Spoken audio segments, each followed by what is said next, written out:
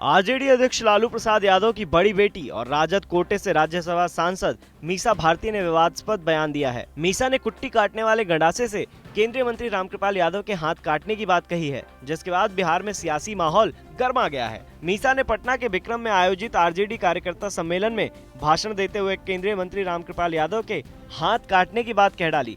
मीसा ने कहा कि कुछ वर्ष पहले तक मैं रामकृपाल यादव की बहुत इज्जत करती थी, लेकिन ये सम्मान तब समाप्त हो गया जब रामकृपाल यादव ने सुशील मोदी के साथ हाथ मिला लिया।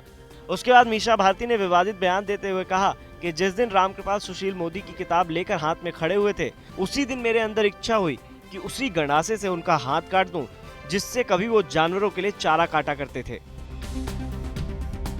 मुंगेर लोकसभा क्षेत्र से कांग्रेस के टिकट पर चुनाव लड़ने का दावा कर रहे निर्दलीय विधायक अनंत सिंह से कांग्रेस ने पल्ला झाड़ लिया है। पार्टी ने दो टूक शब्दों में कहा है कि अब तक टिकट बंटवारे को लेकर पार्टी या महागठबंधन के स्तर पर कोई निर्णय नहीं लिया गया है।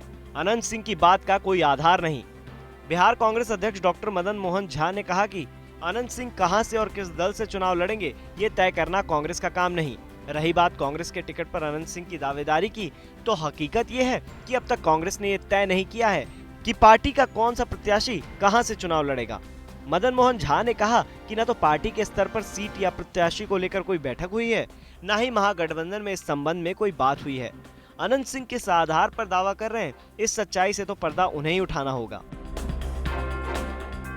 पश्चिम बंगाल की राजधानी कोलकाता में ममता बनर्जी की ओर से आयोजित विपक्षी पार्टियों की मेगा रैली में पटना साहिब से सांसद शत्रुघ्न सिन्हा भी शामिल हुए। वो रैली में सिर्फ आए ही नहीं, अपने भाषण में उन्होंने केंद्र की मोदी सरकार पर राफेल डील, नोटबंदी और जीएसटी जैसे मुद्दे पर हमला किया। बीजेपी के बागी सांसद शत्रुघ्न सिन्हा ने कांग्रेस अध्यक्ष राहुल गांधी की जमकर प्रशंसा करने के साथ खुद को बागी भी करार दे दिया। उन्होंने कहा, सच कहना अगर बगावत है तो समझो हम भी बागी हैं। बताते चले कि कोलकाता में विपक्ष की रैली में बीजेपी और पीएम मोदी पर नेताओं ने जमकर हमले किए। इस रैली में विपक्षी दल के सभी बड़े नेता मौजूद थे। मंच पर एक के बाद एक नेता आते रहे और अपने अंदाज में मोदी सरकार की आलोचना करते रहे। बिहार की राजधानी पटना के दीघा स्थित बिहार राज्य आवास बोर्ड की आवंटित जमीन अधिग्रहण कराने को लेकर शनिवार को पहुंची पुलिस और स्थानीय लोगों के बीच जमकर टकराव हुआ। इस क्रम में दोनों ओर से हुए पथराव में कम से कम 12 पुलिसकर्मी घायल हुए हैं। पुलिस के अनुसार पटना के दीघा रोड स्थित आवास बोर्ड की अतिक्रमण की गई जमीन को खाली कराने पहुंची पुलिस बल को लोगों के विरोध का सामना करना पड़ा। इस बीच पुलिस की कार्रवाई के बाद लोग आक्रोशित हो गए और पथराव करने लगे। पुलिस के एक अधिकारी ने बताया कि पथराव से 12 पुलिसकर्मी घायल हो गए हैं।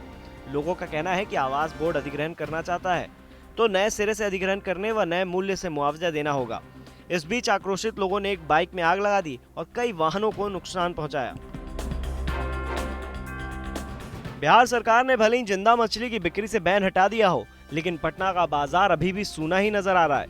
पटना का बाजार समिति, जो कि मुख्य रूप से मछली बाजार है, वहां मछली सप्लाई बिल्कुल ठप है। बता दें कि मछलियों में फॉर्मेलिन और दूसरे भारी मेटल मिलने की वजह से स्वास्थ्य विभाग ने पटना नगर निगम क्षेत्र में हर तरह की मछलियों की बिक्री, ट्रांसपोर्ट और स्टोरेज पर 15 दिनों के लिए बैन लगा दिया था। इसके बाद गुरुवार को जिंदा मछलियों पर बैन हटा दिया गया, लेकिन कांकेर बाग, राजा बाजार और बोरिंग कनाल रोड से मछली विक्रेता गायब नजर आ रहे हैं। मछली विक्रेताओं ने बताया कि मेरे घर पर 20 से 30 किलोग्राम मरी हुई मछलियां पड़ी हुई हैं। अब ये स्टॉक बेकार हो गया है। सरकार ने हमारी रोजी रोटी छीन ली है।